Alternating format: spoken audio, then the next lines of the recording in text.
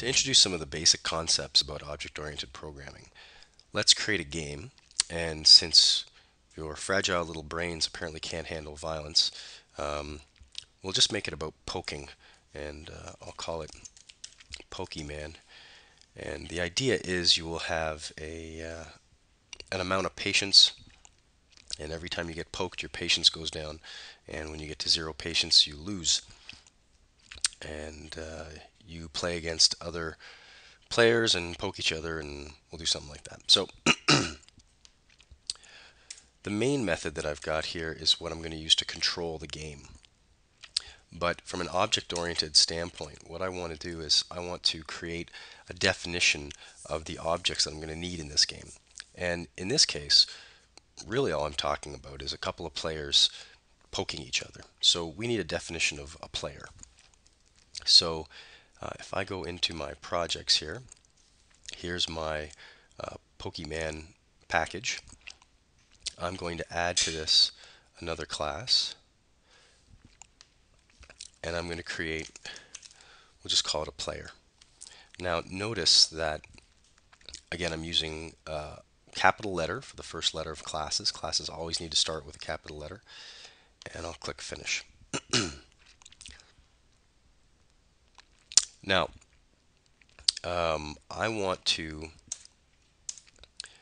define what the aspects are of this player. What are the member variables? What are the properties? What are the attributes? Okay, those are all words that we use to describe the characteristics of a player. So in our case, we talked about the idea of a player having an amount of patience.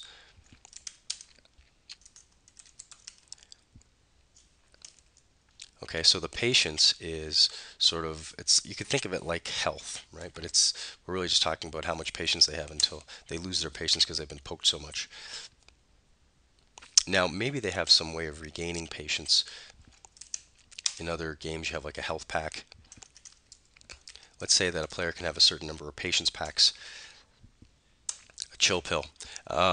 So patience packs. A player might have basic things like a name. We might also want to keep score for this player. And that's enough to start out with. So let's just take a look at those 4 variables. Now, with these 4 variables, we've got a very basic definition of the information that defines a player. So if I go back to my main class, if I wanted to just create a player,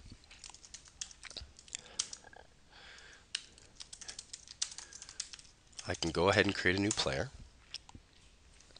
and I can set all the values for that player. So you'll see when I type the name of the variable, me, now remember, me is the variable that is the object. It's the object that gets created from the player class. So use the player class like a cookie cutter, and we punch out a new copy of a player object. And so when I use that object variable, when I hit the dot, you can see all the member variables and methods show up. Now, I've added these 4 here, but every class comes with a bunch of built-in methods that are showing up down here. I can add my own methods, and we'll do that in a minute, but let's say for the beginning, I'll go and set some of these properties.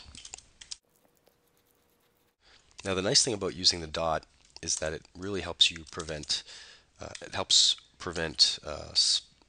syntax errors, spelling errors, because when you hit the dot, you can just go ahead and pick from all of the options, all of the member variables that are attached to this class, and it really saves you some typing. So here I've gone and I've defined one of my players.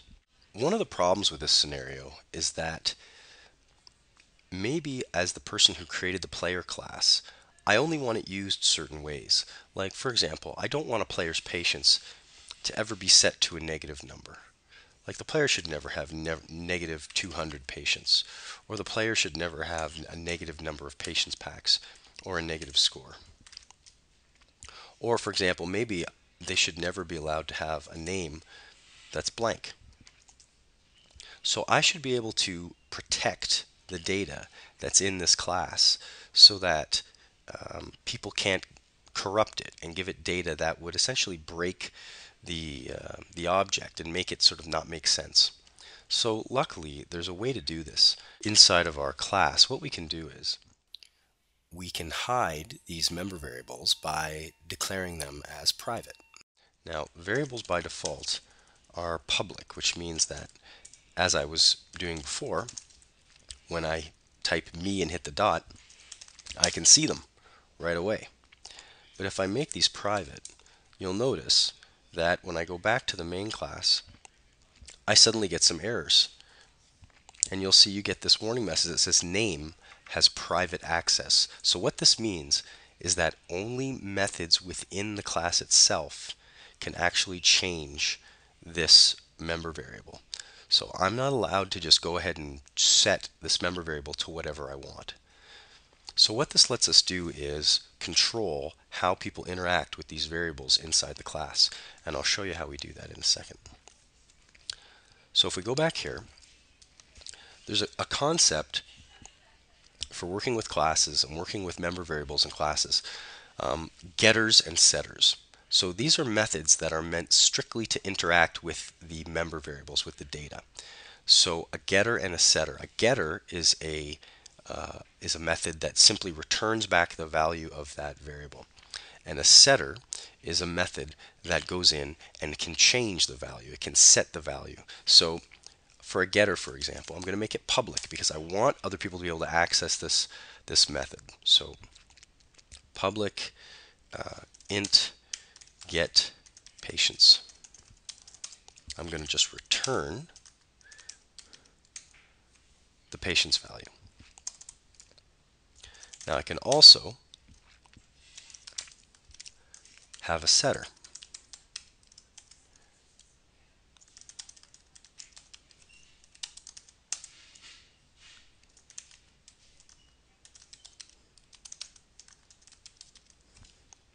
Okay, so let's take a look at this. The getPatients method is public, which means anybody can use it, and it will return back the value of the patients variable. The setPatients method requires that you pass in a value for patients, and this variable patients is going to be used inside, and we're going to set this object's patients member variable to whatever value for patients you pass in. So now if I go back here to my main method, I'm just going to comment out the ones that aren't working. Now instead of saying me.patients equals -200, I use the setter.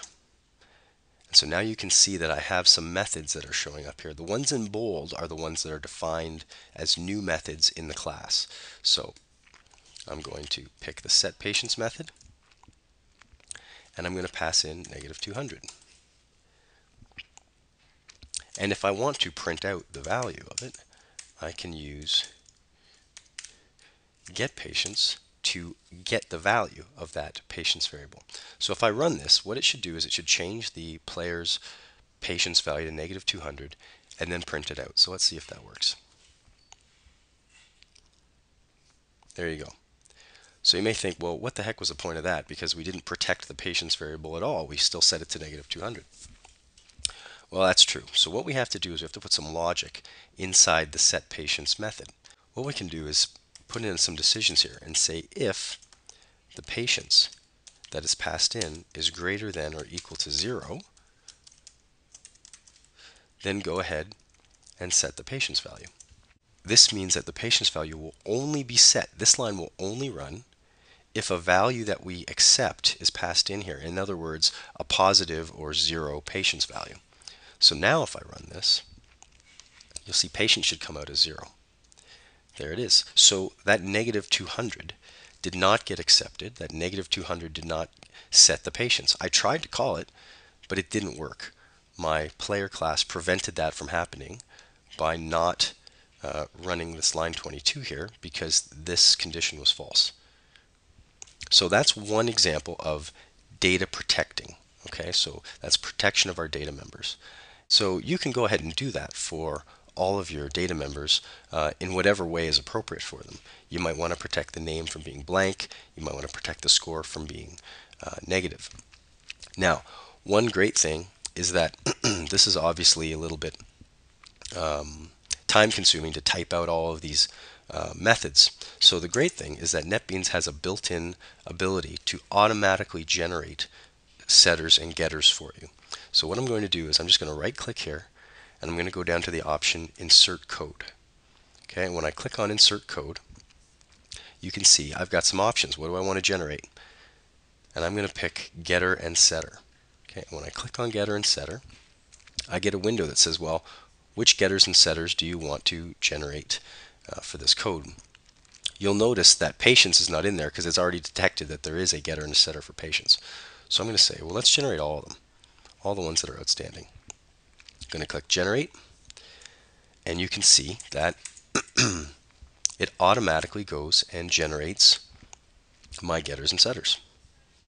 This is an example of how you can hide the nature of your actual data inside your method, because over here, when I type me dot, you can see that I can't actually see the member variables anymore. I can't see name and patients and patients packs. All I can see are the methods that I use to interact with the data, which is exactly what you want. You don't want users being able to directly access your data. Okay, so that's the idea of data hiding. Data protecting is where you ensure that only valid values can be used. Okay, so for example, here. So I'm going to protect score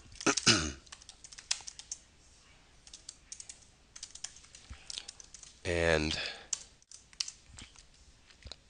the patient's packs exactly the same way. Now notice I'm only protecting the setters. I'm not protecting the getters. I want to allow the user of my class to find out what these values are at any time, so I don't need to worry about doing something with the getters like only returning the value in a certain case or something like that. So I only need to protect the setters because I only want to prevent the user from changing this data to something bad. I'll get rid of these. I don't need these lines. Just to summarize, you define your data members as private. Use insert code to generate your setters and getters. Okay, you can see I don't have that option now because I've built all of them. And then you can go into your setters and you can protect